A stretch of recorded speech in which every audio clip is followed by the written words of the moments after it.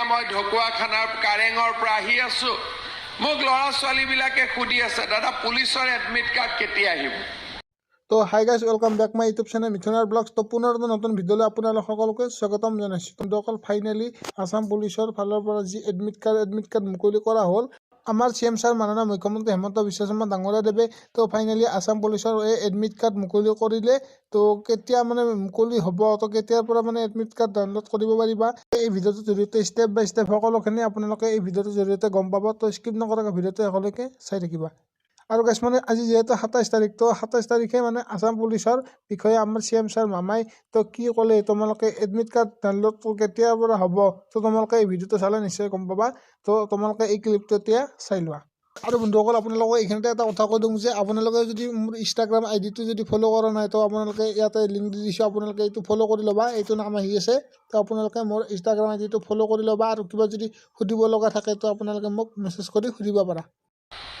আৰু এই 2 বছৰৰ ভিতৰতে আমাৰ ৰাজ্যখনত কিমান ডাঙৰ কৰ্মযজ্ঞ আৰম্ভ হৈছে আপোনালোকে এবাৰ ভাবি চাব পাৰে ভুৱন গাম ডাঙৰীয়াই উল্লেখ কৰিছে যে 700 জনতকৈও অধিক ল'ৰা ছোৱালীয়ে যোৱা 2 বছৰত মাজুলীৰ পৰা চৰকাৰী চাকৰি পাইছে কোনো দালালক 1 টকা দিবলগীয়া হোৱা নাই বিনা পইচাত মেধাৰ ভিত্তিত চাকৰি পাইছে মই যেতিয়া প্ৰতিশ্ৰুতি দিছিলো যে 1 লাখ চৰকাৰী চাকৰি আমি দিম মোক দলৰ ভিতৰতো বহুতে কৈছিলে যে এনেকুৱা প্ৰতিশ্ৰুতি কিয় দিব লাগে পিছত গৈ দলটো বিপদত পৰিব কিন্তু মোৰ মনত বিশ্বাস আছিল যে আমি দিব পাৰিম আজি 2 বছৰৰ ভিতৰত আমি 96,000 ল'ৰাক ছোৱালীক আমি চাকৰি দিলো